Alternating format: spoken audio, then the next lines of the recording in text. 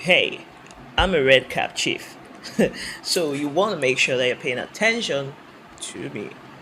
By the end of this video, you would have a basic understanding of what cryptocurrencies are, what the blockchain is, the history of Bitcoin, different ways you can make money with cryptocurrencies, and how you can keep the money that you have made safely. It promises to be an exciting one. And because I'm a red cap chief, I'm imploring you right now to subscribe to the channel and turn on the bell notification so you don't miss anything. Yeah, I'll see you shortly in the computer. And we are live.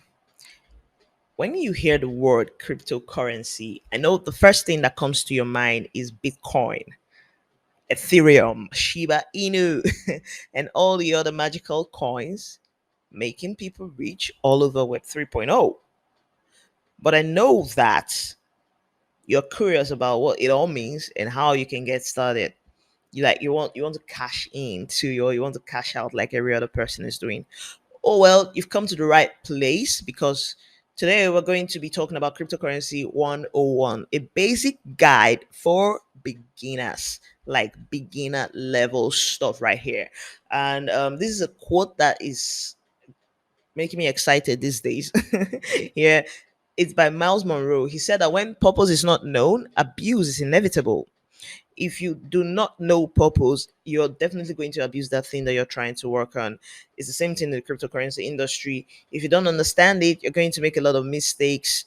Now, before we dive in fully, I'd like to show you some historical charts about how the price of Bitcoin has increased over the years despite the market's volatility.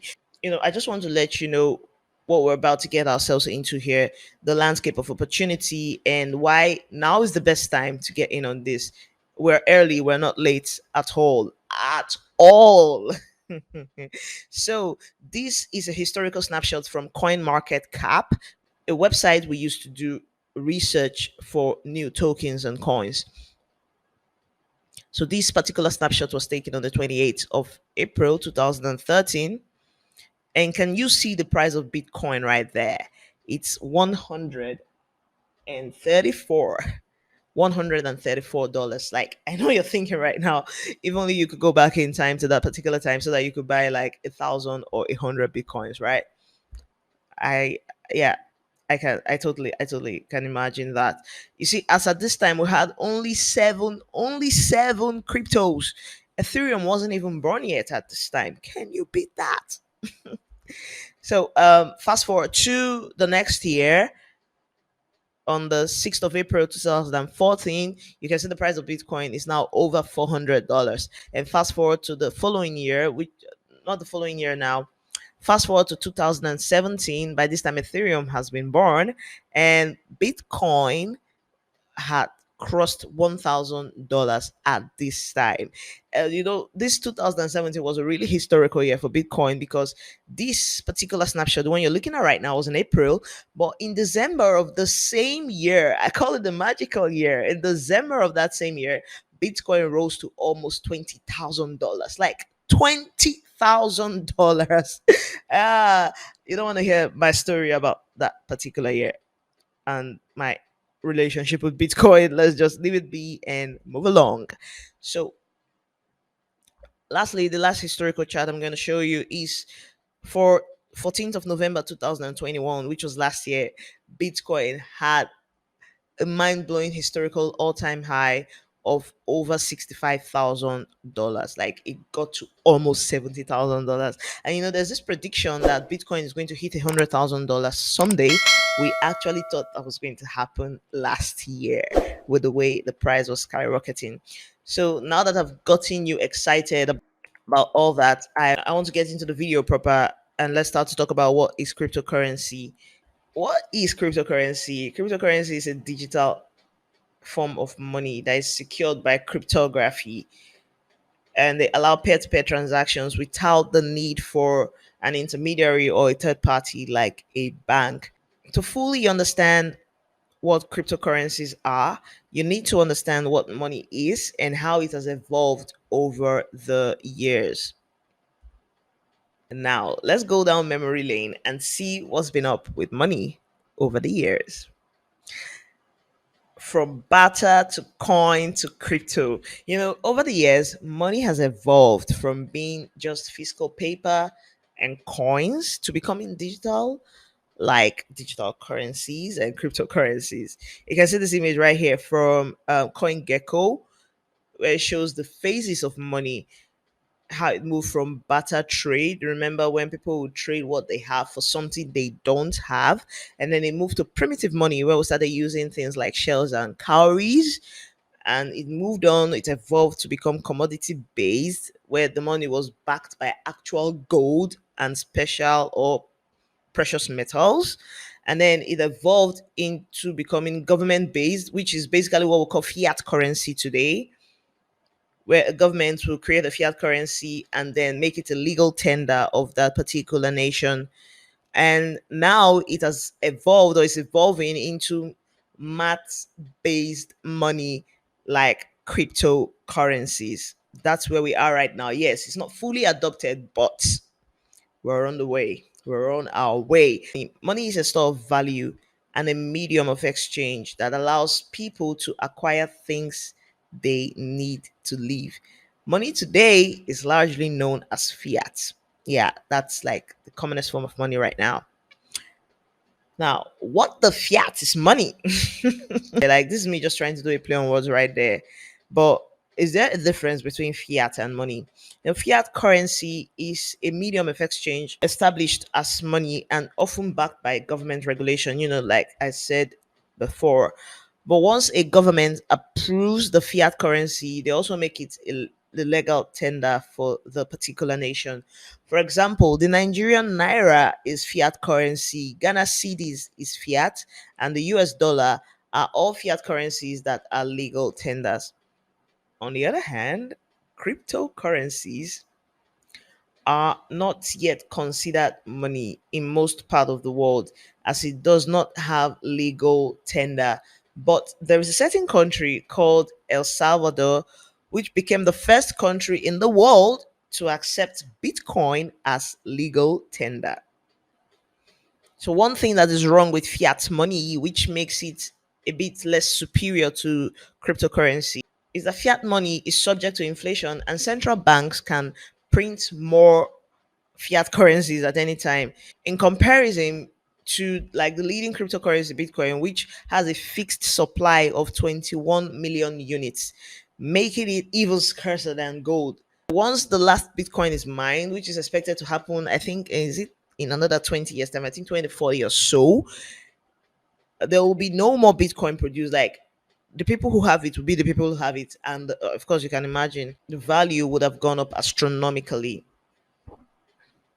Now, let's talk about the history of cryptocurrency. Let's talk a bit about the blockchain, Satoshi's Bitcoin, Ethereum, and all other altcoins. But the truth is, you can't talk about the history of cryptocurrency without talking about Bitcoin, you know?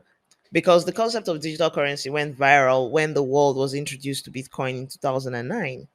It is essentially a digital currency that operates independently from a bank, allowing unchangeable consensus mechanisms to regulate it instead.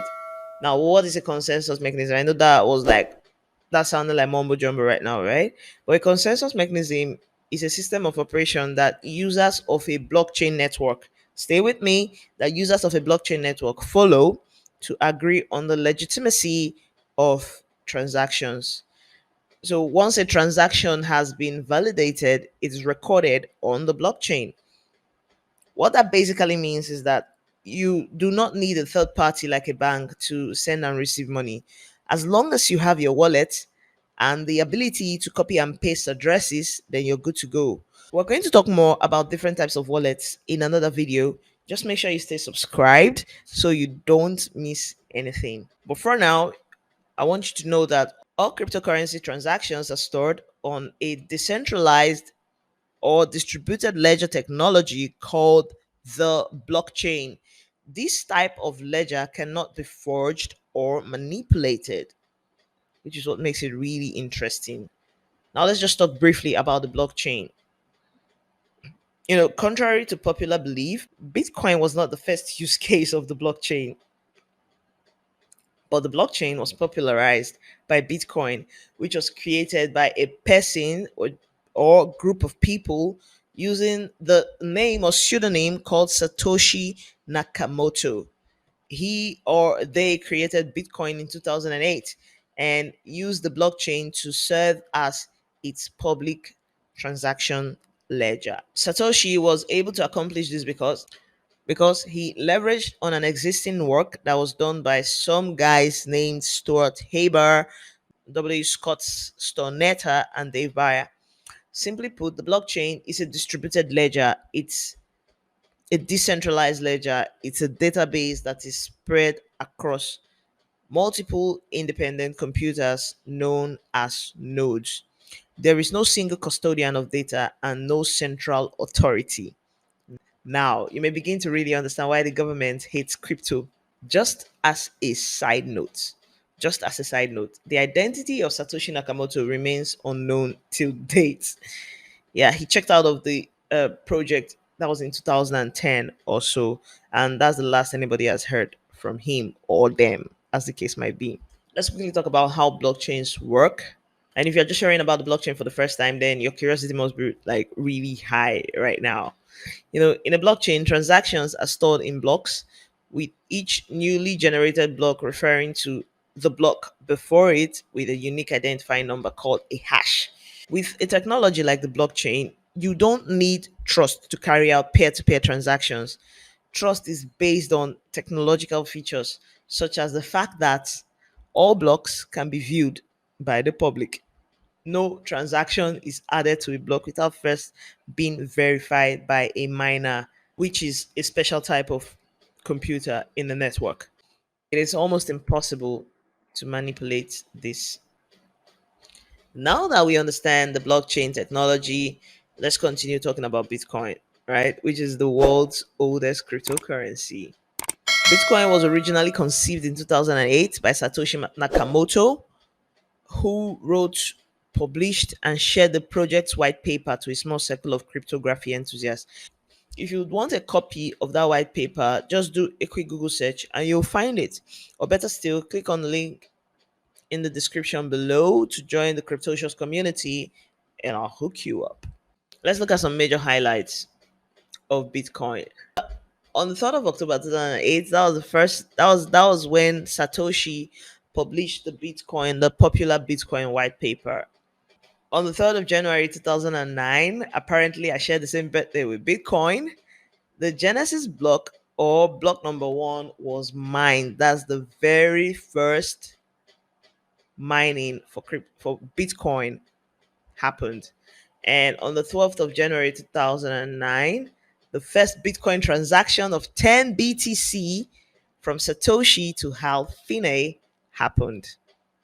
And on the 22nd of May 2010, Bitcoin was first used to buy pizza.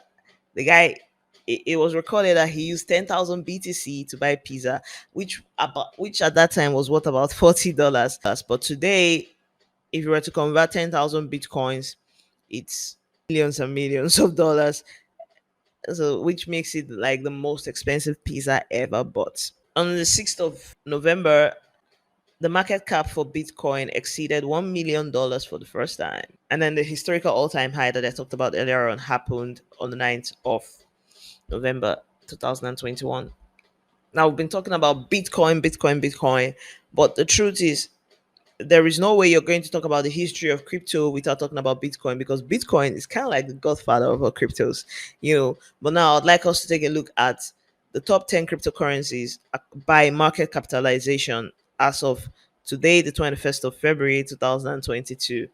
We have the first one there, which is Bitcoin, BTC, Ethereum, ETH, Tether, USDT, US dollar Tether, and we have BNB USD coin, also known as USDC, XRP, Cardano, Solana Sol, Terra Luna, and Avalanche Avax. There's a reason these cryptos are in the top 10, because they are solving an actual problem in the cryptosphere. When we start to talk about how to research um, buy into new projects, and you'll understand why it's so important that before you invest into any crypto, you need to know and understand why that crypto exists in the first place. Is it solving a problem? What particular problem is it solving? Like, for example, Ethereum right here was created to do certain things that Bitcoin could not do. When Ethereum was created, the possibility of smart contracts came into existence, and all things like decentralized apps and decentralized finance was made possible because of a protocol like Ethereum. No wonder the price is always going up. So these are things you need to keep in mind while you are studying and doing your research about cryptocurrency. Now, let's talk about transactional properties of Bitcoin and also other cryptos. Cryptocurrency transactions are permissionless. You do not require the permission of anyone or any authority to make a cryptocurrency transaction. There is no gatekeeper with a cryptocurrency system. Another property is that transactions are immutable. After a transaction is confirmed, that's it. It cannot be changed. Basically, if you send money to someone else, that's it. There is no turning back. If you make a mistake or get scammed, then you're stuck with the situation. You do not have the opportunity to reverse the transaction. So you've got to be really, really careful when you're carrying out transactions on the blockchain or in cryptocurrency. Another property of cryptocurrency transactions is that they are pseudonymous. Accounts and transactions have no connection to the real world. There are no names. You can't see it on the ledger, on the distributed ledger, that Ada is sending money to Emeka, or Taiwo is sending money to BC, or Amina is sending money to Malik. It doesn't just happen that way. Instead, you will see a string of numbers and letters that's like your wallet address sending money to another string of numbers and letters. You can analyze the transaction flow, but you can't usually connect the transaction to a real person through the address. At least as of right now, that's the case. Another property is that transactions are fast and the transactions are secure.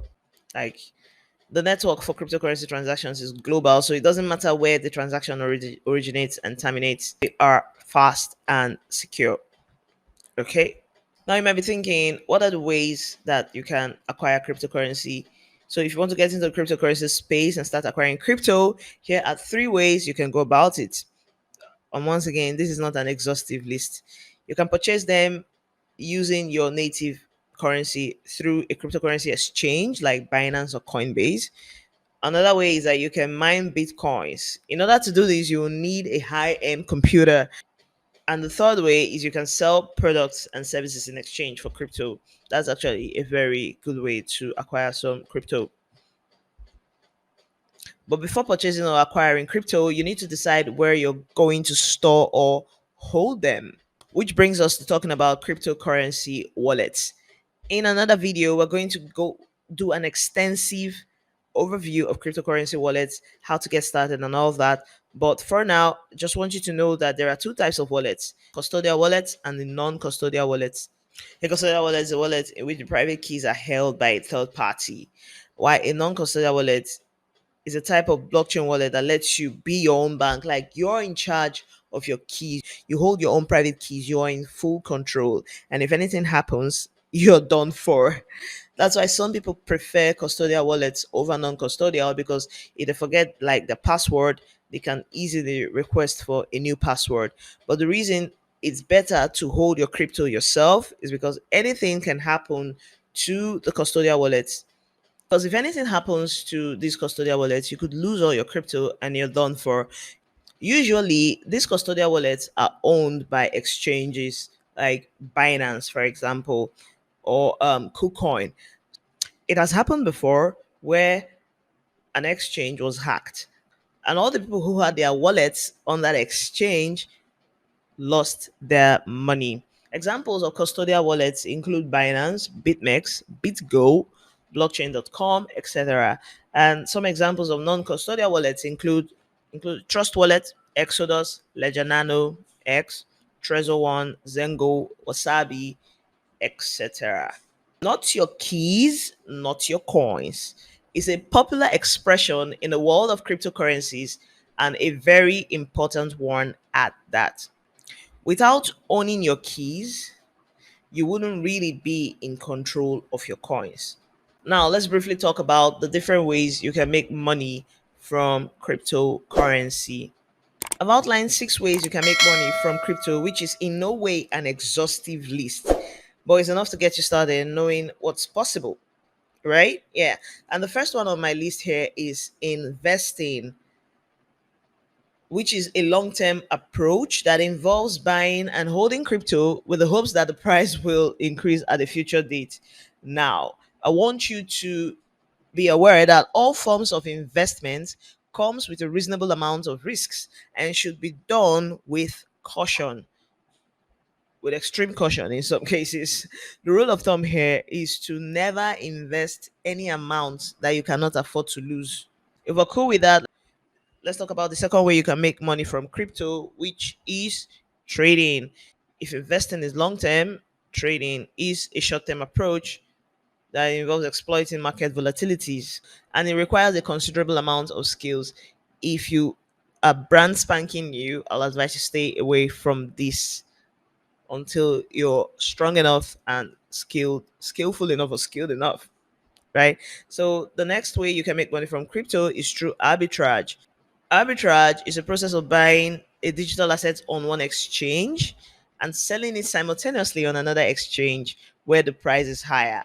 When you do this effectively and repeatedly, you will be sure to make profits, like with limited risks. There's this guy called Sam. His video went viral a couple weeks ago. He's a billionaire and he made about $20 million from arbitrage.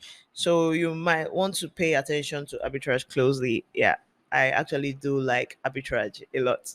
Okay, moving on to the next one, which is staking and lending. Staking is leasing your crypto to the blockchain, and lending is leasing your crypto to a borrower. I got that beautiful definition there from Investor Junkie. As time goes on, you'll understand these concepts effectively. Next one I'd like to talk about is airdrops, also known as free money. Free money, anyone? I've made some money from airdrops. Yeah, I've got airdropped lots of tokens. Yeah, maybe they're not worth like very much right now, but with time they're going to be worth some things. There are different kinds of airdrops, but most of them are scam projects. Like the majority of airdrops are scam projects, but some of them end up being really profitable. There is a popular example that happened in 2020 where Uniswap, a leading decentralized crypto exchange that runs on the Ethereum blockchain, airdropped about 400 uni tokens to their users. Those tokens were worth about $3,000. Like their users basically cashed out.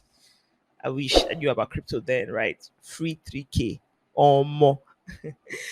Now let's talk about the last way you can make money from crypto. That's for this particular presentation is by becoming a crypto affiliate. It's basically taking advantage of affiliate marketing and bringing it into the crypto space. And if you're an influencer or a content creator, this could be an easy way to make money from crypto. All you have to do is create relevant content to educate people, like I'm doing right now, about the industry, and you will be rewarded when your readers take action based on your recommendations. I want you to seriously think about it. Okay? If you want more, then you have to wait. Let me come out of the computer to let you know what's coming up shortly. Do you really want more? Because I think that was a whole lot to cover in one video. And the truth is, if you're brand spanking new to the industry, you're probably feeling overwhelmed right now with all that information. And it's not your fault. But not to worry, because in the videos I'll be coming shortly within days, weeks, and months, we're going to demystify this whole cryptocurrency thing and bring it to the basic level with a lot of practicals. Like, get ready for a ton of practicals. You're going to see me do things live right here to help you understand all you need to know as you start your journey into the wonderful world of cryptocurrency. Please, like we always say, nothing I have said here should be considered financial advice, because I'm not a financial advisor. You always want to do your due diligence and do your own research, because all forms of trading, all forms of investment comes with considerable risk. So I want you to take what I'm saying to be kind of like entertainment, okay? If you want to follow along on the journey to see things practical, how I'm actually doing things, taking trades, investing and buying crypto, you do well to stay subscribed to the channel and make sure you turn on that bell notification.